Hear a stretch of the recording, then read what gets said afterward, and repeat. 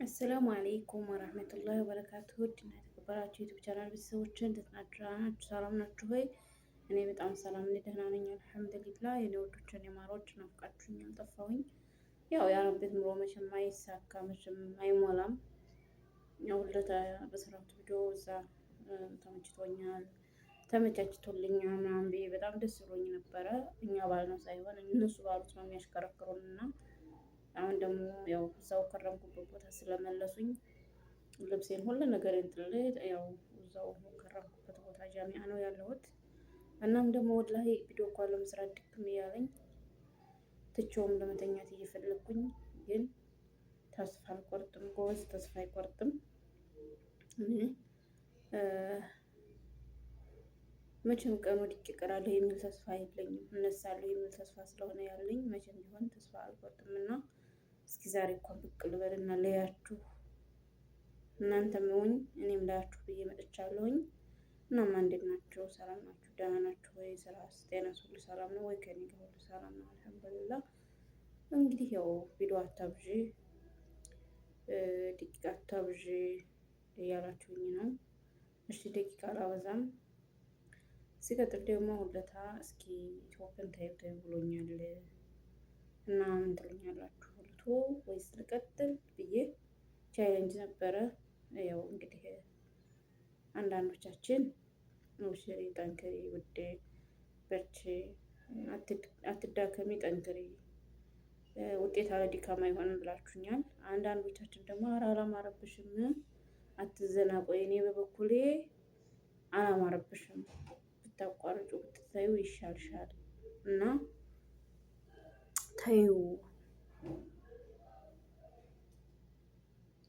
ታዩ ቪዲዮ ዩቲዩብ መስራትሽን ታዩ አላማረብሽም ተብያለሁ። እኔ መጀመሪያ ኢል ሚዲያ ላይ የመጣሁት አምሮብኛል ወይም ያምርብኛል ብዬ አይደለም፣ ስታይል ፍለጋ አይደለም፣ ወይም ወንዶችን ማማለል ፈልጌ አይደለም ሚዲያ ላይ የመጣሁት። እኔ ሚዲያ ላይ የመጣሁት ምን ነው እስከ ዛሬ ያባከንኩትን ጊዜ እስከ ዛሬ ያባከንኩትን ወቅት ሁሉ ምን ነው ወደ ሚዲያ መጥቼ ተጠቅሜበት ኑሮ ዝም ብዬ በማይረባ ነገር ባልሆነ ነገር እየገባሁኝ ጊዜን ሰዓቴን ተማባክነው ምን ነው ወደ ሚዲያ መጥቼ ተጠቅሜበት ኑሮ እስከ ዛሬውን ራሱ ማለት ነው። በጣም ቆጭቶኛል። እስከ ዛሬ ራሱ ሚዲያ ላይ አለመምጣቴ ሚዲያ ላይ አለመዝለቄ በጣም ነው የቆጨኝ። እንኳን አይደለም አሁን ጀምሬው ልተወው መቼም ቢሆን አልተወውም። ሰብስክራይብ አድርጎኝ አይከፈልበትም። አይ እኛስ ደግሞ አንፈልግሽም፣ እኛን አንቺን ማየት አንፈልግም፣ አንቺን ሰብስክራይብ አድርገን በስልካችን እንድትወርጅብን አንፈልግም ያላችሁ ተውት፣ ወላሂ ተውት። እደግ ያለው ያድጋል፣ ውደቅ ያለው ይወድቃል።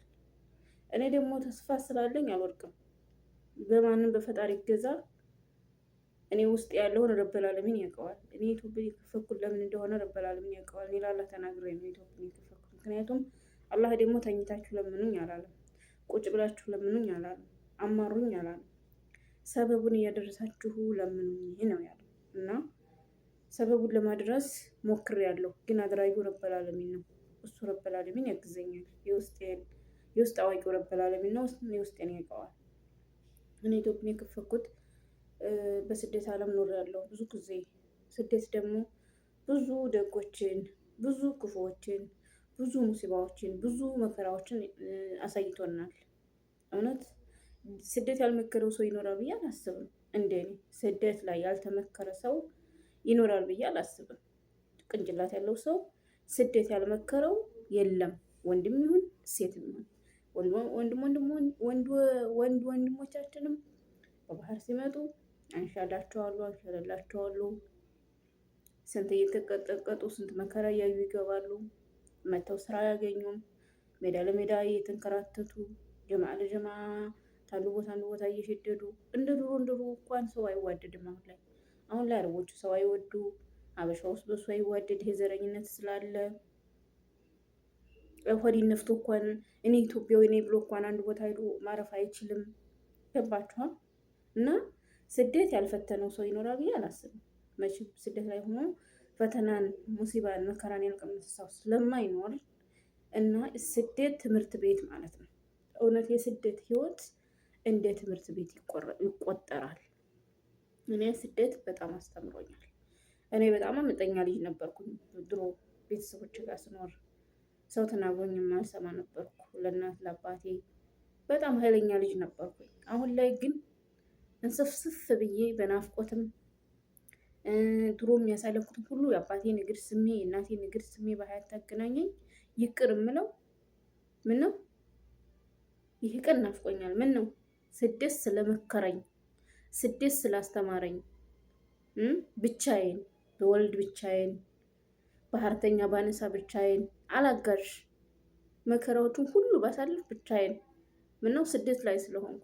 አገሬ ላይ ቢሆን ቤተሰብ ጋር ነበር የማሳልፈው። እዚህ ግን ብቻዬን ስደት ላይ ብቻችንን ብዙ ሙሲባዎችን ብዙ መከራዎችን አሳልፈናል እና ስደት ያልመከረው ሰው ይኖራል ብዬ ስለማላስብ እኔ ስደት መክሮኛል።